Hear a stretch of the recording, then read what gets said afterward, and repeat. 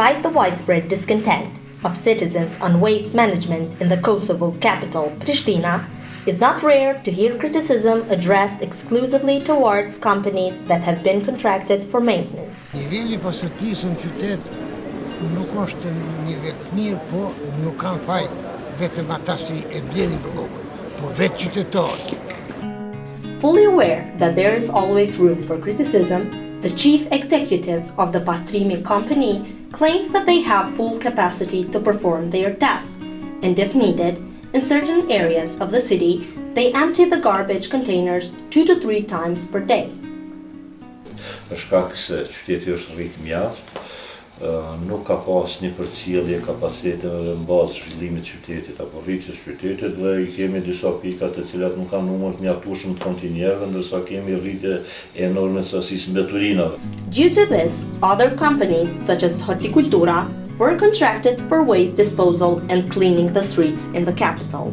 Habib Chori, head of the Public Services Department of Municipality of Prishtina, speaks with a dose of optimism about the recently started project of analyzing the composition of waste. Soon, they will start with the classification of the waste, one of the waste management projects in cooperation with the German Organization for International Cooperation, GIZ. Është kompania që do të merret me ndarjen e mbeturinave dhe krahas kësaj do të shkojë kjo për fushatën e vedisimit në mënyrë që të ditë njoftohen popullata, qytetarët për mënyrën se si do të trajtohen ato mbeturina të cilat ndalen dhe të cilat do të jenë dobit në tarmen nga këto mbeturina. Citizens are far from thinking that this can be done without them. Po mendoj se gjithçka fillon prej vetdijes qytetarëve, fillimisht kuptoa probleme. Ndoshta kish më qenë ide e mirë me u bë par kampanje vetdisuese, edhe pse po shoh të vazhdueshme ton kohën, po pa ndonjë rezultat shumë të madh. Prishtina citizens will encounter a new practice with the start of the new year.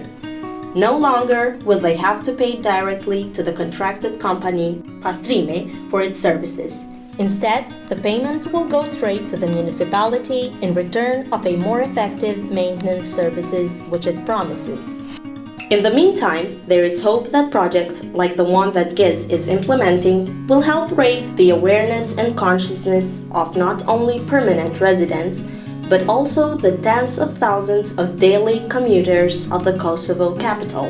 There will also be other concrete project proposals on how to rescue the town from the suffocation from garbage. Nëse për shembull ish favorizuar një qytetar për mos hedhjen e mbeturinës, ai kish me qenë vendesimin e krejtëve. Po nëse ishte nuk kish me qenë vendesimin apet krejtëve.